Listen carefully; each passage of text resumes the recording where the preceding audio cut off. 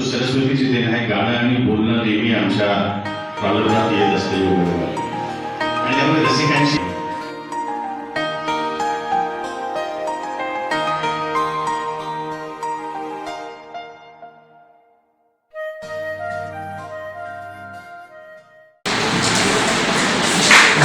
कमी आहे. मी अगदी रोबोटिक्ससारखं बोलतो, कारण आपला 5 वाजून 10 मिनिटांना कार्यक्रम संपवायचा आहे. 10:05 आपले काही विद्यार्थी बसले जातात. त्यानंतर कार्यक्रम सुरू होणार आहे, पण त्यांच्यासाठी जे इथे थांबतात त्याच्यासाठी बाकी 5 आपण कार्यक्रम संपवणार. मी तुम्हाला फक्त माझ्या 2 मिनिटात प्रस्तावित संपवतो. या कार्यक्रमाचे शुभारंभ कसा झाला? साधा सर म्हटले की मला 200 काही पुस्तकं कॉलेजला भेट द्यायचे. त्यांनी सर मला सांगितलं की मी कधी देऊ. मी म्हटलं त्यांना की कार्यक्रमाला असे 200 पुस्तकं भेट देण्याऐवजी आपण एक छान सोहळा घेऊया आणि या निमित्ताने हा आजचा घेऊन हा कार्यक्रम आहे. आपण आज पहिल्यांदा साधारणतः टाळ्या वाजवूया.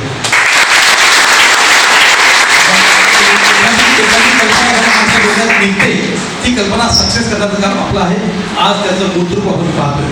आता दुसरी गोष्ट की माननीय प्रमोदजी सरकडे, मी सरकडे फॅमिलीतला अगदी त्यांचा मेंबर आहे.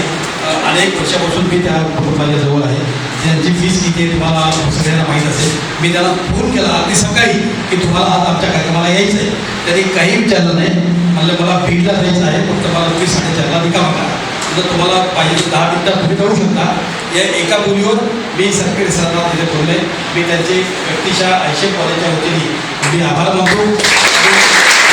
त्यानंतर प्रास्ताविकाचा दुसरा कुठलाही मला भाषण करायला तुम्ही कितीही सांगा, मी प्रवचनात खूप काही बोलू शकतो, पण आज ती काही वेळ नाही. आणि या एवढं बोलून माझे 2 शब्द संपवतो. फक्त 5:10ला ज्या विद्यार्थ्यांना उठायचं आहे त्यांनी शांतपणे उठा. तुम्ही बाहेर जा, बाकीचे सगळे इथेच थांबा. धन्यवाद.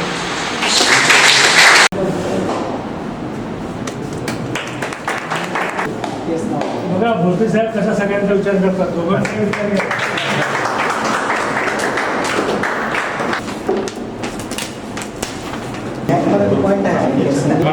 सर बसले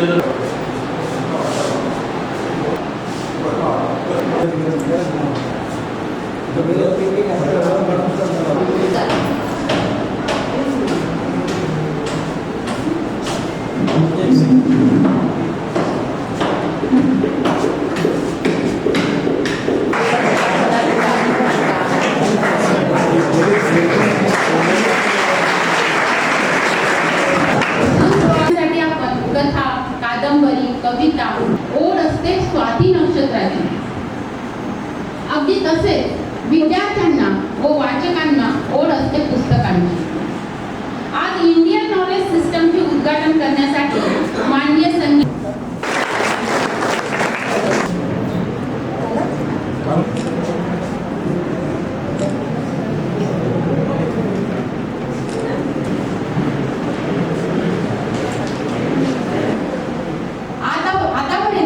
ते युरोप, पॅरिस, स्वित्झर्लंड, ऑस्ट्रिया कमी आहे.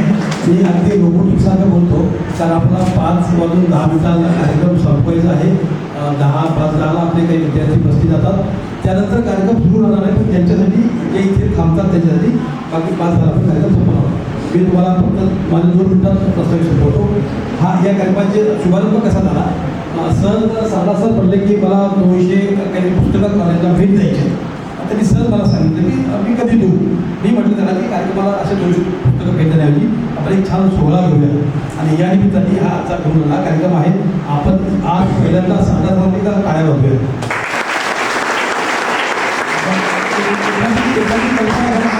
निघते ती कल्पना सक्सेस करण्याचं काम आपलं आहे. आज त्याचं मूलरूप आपण पाहतोय. आता दुसरी गोष्ट की माननीय प्रमोदजी सरकडे, मी सरकडे फॅमिलीतला अगदी त्यांचा मेंबर आहे. अनेक वर्षापासून मी त्या कुटुंबाच्या जवळ आहे. त्यांची फीस किती आहे तुम्हाला सगळ्यांना माहीत असेल. मी त्याला फोन केला अगदी सकाळी की तुम्हाला आज आमच्या कार्यक्रमाला यायचं आहे. त्यांनी काही विचारलं नाही. म्हणलं मला बीडला जायचं आहे, फक्त मला 3:30ला रिकामा करा. जर तुम्हाला पाहिजे 10 मिनिटात तुम्ही करू शकता. या एका बोलीवर मी सरकारी सरांना तिथे बोलले. मी त्यांचे व्यक्तिशः 80 कॉलेजच्या वतीने मी आभार मानतो. त्यानंतर प्रास्ताविकाचा दुसरा कुठलाही मला भाषण करायला तुम्ही कितीही सांगा, मी प्रवचनात खूप काही बोलू शकतो, पण आज ती काही वेळ नाही. आणि या एवढं बोलून माझे 2 शब्द संपवतो. फक्त 5:10ला ज्या विद्यार्थ्यांना उठायचं आहे त्यांनी शांतपणे उठा. तुम्ही बाहेर जा, बाकीचे सगळे इथेच थांबा. धन्यवाद.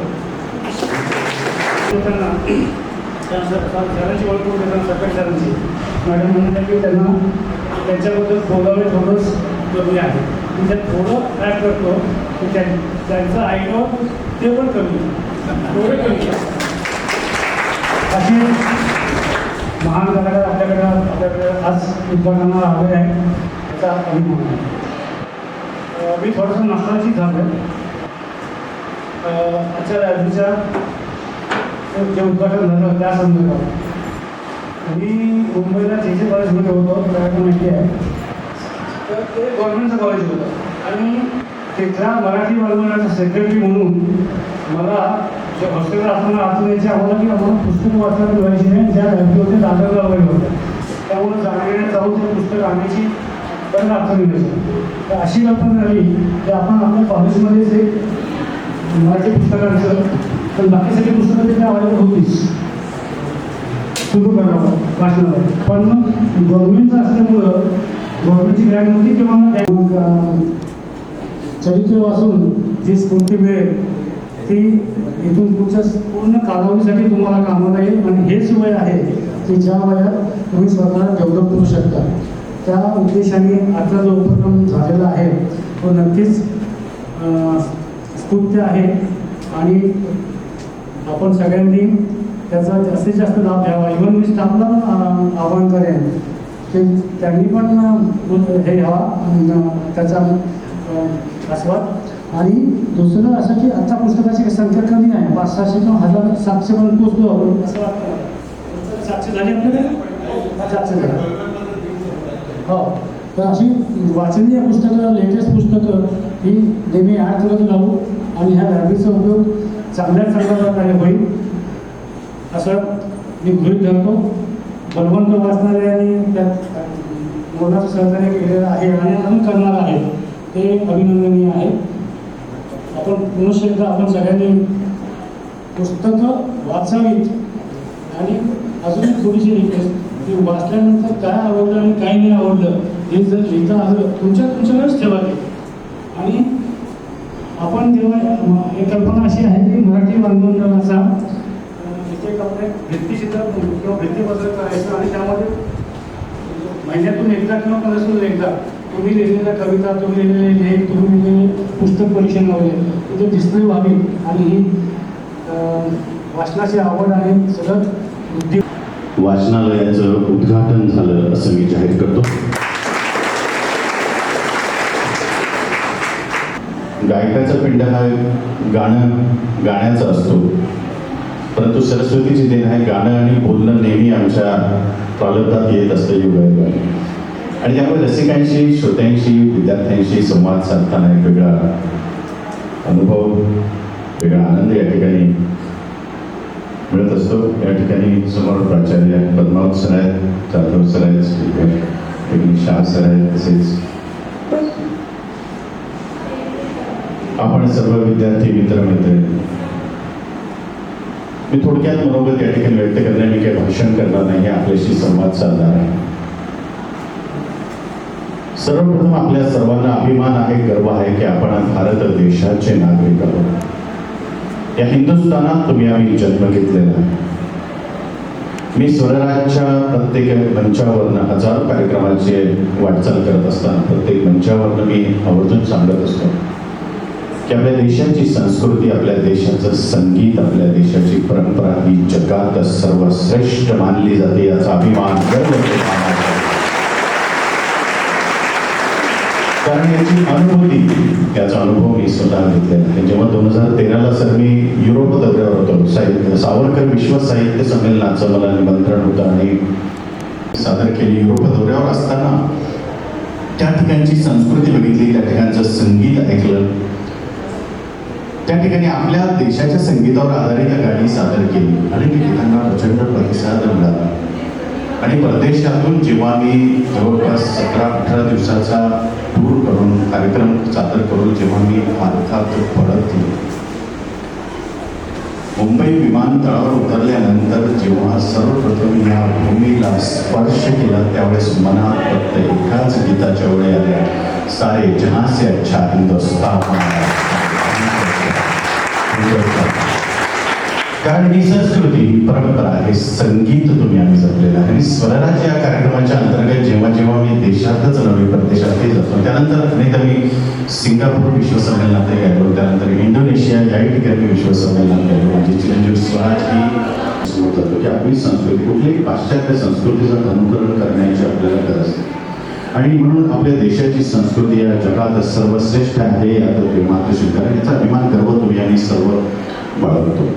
या ठिकाणी वाचनालयाच्या उद्घाटन प्रसंगी बोलवल्यानंतर मला एक प्रश्न पडला की विद्यार्थ्यांशी सुसंवाद कुठल्या विषयावर साधावा. परंतु कॉलेज आहे, कुठलंही कॉलेज आहे, कॉलेजमध्ये वेगळ्या गमती जमती असतात, विद्यार्थी विद्यार्थिनीमध्ये असतात, विद्यार्थी विद्यार्थिनींना टॉन्ट करतात, विद्यार्थी विद्यार्थ्यांना टॉन्ट करतात. पण आमच्या कॉलेजच्या जमान्याची एक गोष्ट मला आठवते नेहमी जेव्हा मी विद्यार्थ्यांसमोर जातो. तुम्हाला कदाचित माहिती नसेल, सरांना आताच आमचा विषय झाला की मी MBBSला होतो. MBBS सेकंडला मी MBBS कॅम्पस सोडला आणि गायनाच्या क्षेत्रात आलो. सांगण्याचं तात्पर्य की आपली आवड, आपलं पॅशन हे कशात आहे हे ओळखण्याचं काम विद्यार्थी दशेत होतं. आपण ज्यावेळेस कॉलेजमध्ये शिकत असतो किंवा आपण आता तुम्ही सगळे एक पॅशनेट होऊन या कॅम्पसमध्ये आहेत की आपलं एक ध्येय आहे, आपला एक फोकस आहे, आपलं एक ध्येयपूर्ती करण्यासाठी आपण या कॅम्पसमध्ये आलेलो आहोत. तशा फरमाईशीला तशा त्यावेळेस तो कॉलेजचा माहोल, त्यावेळेस जशा फरमाईशी असं गाणं गायचो मी आणि सर्वांना अगदी छान मस्त आता एक तास छान जायचा. कीर्ती साक्षीदार आहे त्याची. हां, आम्ही दोघं बॅचमेट. आम्ही म्हणजे आमची ओळख, तिचे वडील आणि माझे वडील जुने मित्र होते, परंतु आमची ओळख कॉलेजमध्ये MBBSला झाली. आणि साक्षीदार म्हटल्यामुळे तुमचे असे चेहरे का फुलले होते? लव्ह मॅरेजच आहे, पण ते लव्ह मॅरेज नसून अरेंज्ड लव्ह मॅरेज आहे. म्हणून कसं आहे की माझी तिची ओळख झाली आणि तिचं माझे मग घरी येणं जाणं सुरू झालं. आणि तिचे वडील माझे वडील जुने मित्र असल्यामुळे मग ग्रीन सिग्नलच होतं, कुठे येलो नव्हतं, रेडही नव्हतं, त्यामुळे काही विषयच नव्हता. म्हणजे लाईन क्लिअर होती. सांगण्याचं तात्पर्य हे की ॲनाटॉमी डिपार्टमेंटला ज्यावेळेस आमच्या मैफली चालायच्या, एकदा आमच्या डीन सरांचा वरे सरांचा राऊंड झाला आणि त्यांना कळलं की काहीतरी गडबड आहे डिपार्टमेंटला, ॲनाटॉमी डिपार्टमेंटला. खाली सेक्शन हॉलला काहीतरी गाण्याच्या मैफली चालू होत्या. त्यांचा राऊंड असताना अचानक आम्ही सेक्शन झालो होतो आणि आम्ही बसलेलो होतो राऊंडवर. वरे सरांच्या कानावरती पडलं, मी गात होतो मस्त, मला माहीत नव्हतं सर आलेले. आणि त्यानंतर आमचे फखरुद्दीन सर होते HOD, ते आणि ते असे जवळ आले आणि काय चाललंय म्हणे इथे ॲनाटॉमी डिपार्टमेंटला गाण्याच्या मैफली चालू आहेत. सगळे फ्रेंड्स म्हटले सर प्रमुख खूप छान गातो आणि आम्ही आमचं शिक्षण संपलं होतं म्हणून आम्ही बसलो होतो. अरे गाते रहिए पण इतना भी अच्छा मत गई की एक तो डेड बॉडी उठ के बैठ जाए.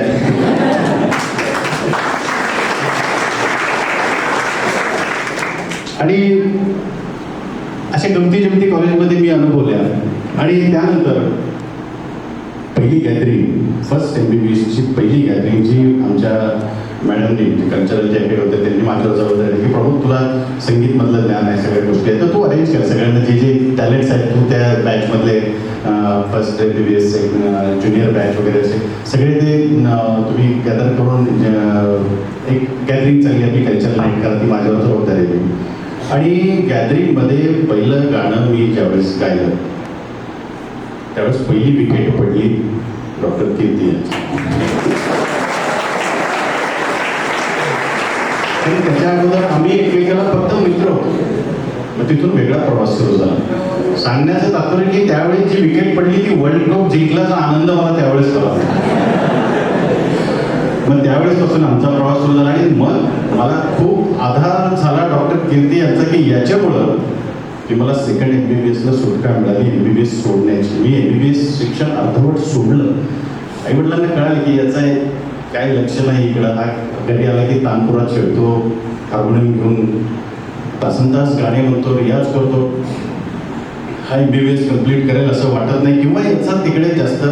पण कीर्तीमुळे माझी लगेच सुटका झाली आणि मी संगीत क्षेत्रात पदार्पण केलं. इकडे मी डबल ग्रॅज्युएशन केलं सर, आणि मला सांगण्याला अतिशय आनंद वाटतो की भारतातला द्वितीय असा शास्त्रीय संगीतातला हरिओम ट्रस्ट हा पुरस्कार मला मिळाला. आणि त्याच्यानंतर मी कधीच मागे वळून बघितलं नाही. आणि गेल्या 20 वर्षापासून तब्बल 5,000पर्यंतच्या कार्यक्रमाचा हा प्रवास, रसिक श्रोत्यांचा आशीर्वाद, आईवडिलांचे आशीर्वाद, पुण्याई आणि देशात विदेशात हा अखंड प्रवास अजूनही चालूच आहे. अनेक अल्बम्सच्या माध्यमातून T series company, prism company, wings कंपनीने अनेक अल्बम्स काढले.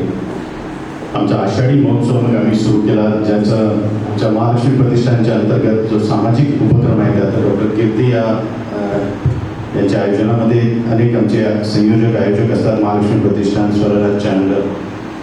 तर असा हा प्रवास सांगण्याचं तात्पर्य आहे की तुमचा फोकस, तुमची जी आवड आहे त्याला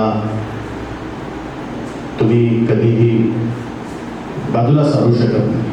माझ्यावरून मी माझा अनुभव सांगतो कि तुम में अगर हीरे की चमक है तो अंधेरे में भी चमकोगे.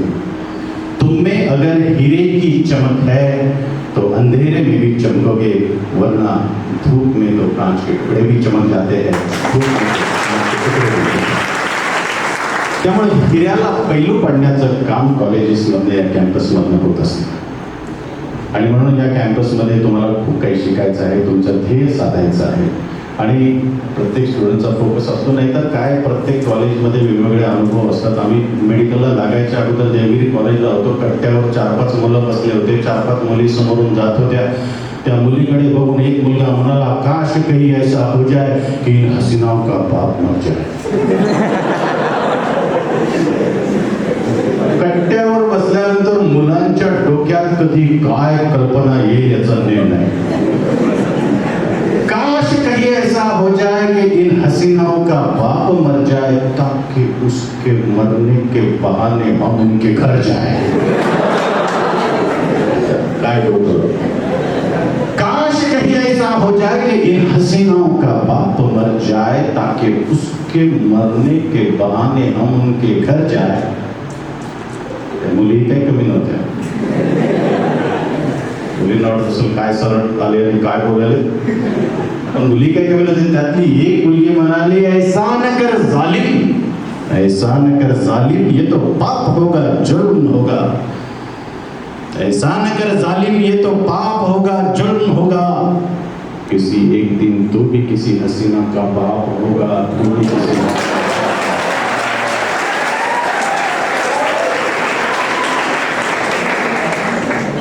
त्यामुळे कट्ट्यावर बसण्यावर सापडतो. आणि आजकालचं जनरेशन तर काय बाबा, काय करत, कधी काय बोलतील कोणाला याचा नेम नाही. त्यामुळे सबड असे गमती जमतीचा किस्से, एक छोटासा बदल म्हणून आपल्याशी हा संवाद साधतोय. आणि या शब्दात खूप गहन अर्थ आहे. कारण तुम्ही वाचाल तर तुमच्या ज्ञानात भर पडेल, आणि तुमच्याकडे ज्ञानाचं भंडार असेल तर यश तुमच्यापासून दूर नाही. त्यामुळे या कॅम्पसमध्ये तुम्हाला या वाचनालयाची उपलब्धी आहे. इतकं सुंदर वाचनालय. मी आत्ताच उद्घाटन, मी आणि कीर्ती उद्घाटन करून खाली आलो सर्व. खूप छान वाटलं या कॅम्पसमध्ये आल्यानंतर. मी जेव्हा प्रवास करत असतो हे कॉलेज मला रस्त्यावरून दिसतं, आणि मला माहीत नव्हतं या कॅम्पसमध्ये मला कधी यायचं आहे. पण आज योग आला आणि आपण सर्व या ठिकाणी आलो. शेवटी एवढंच सांगेल की वाचाल तर वाचाल, आणि वाचन करत राहा. आपल्या ज्ञानात भर पडेल असं काहीतरी करा. आईवडिलांचं नाव मोठं करण्याची ताकद आपल्यामध्ये दिलेली आहे, ईश्वराने दिलेली. प्रत्येक जणामध्ये एक वेगळा स्पार्क ईश्वराने दिलेला आहे. त्याला ओळखण्याची ताकद फक्त आपल्याला आपल्या गुरुजनांकडून मिळत असते. आणि ह्या ठिकाणी सर्व गुरुजन जे आपल्याला मार्गदर्शन करतात, शिकवतात, त्या सर्वांनाही नमन आहे. कारण या ठिकाणी आपण घडणार आहात, पुढचं या देशाचं भविष्य आहात, आणि आपल्या आईवडिलांचं भविष्य आहात. खूप अभ्यास करा, खूप वाचन करा, आणि आपला जो फोकस आहे त्यामध्ये आपल्याला सर्वांना मी शुभेच्छा व्यक्त करतो यशस्वी होण्यासाठी. आणि या ठिकाणी मला बोलवलं त्याबद्दल मी ICU आणि सर्व या ठिकाणी मॅनेजमेंटचे मनपूर्वक आभार व्यक्त करतो. धन्यवाद.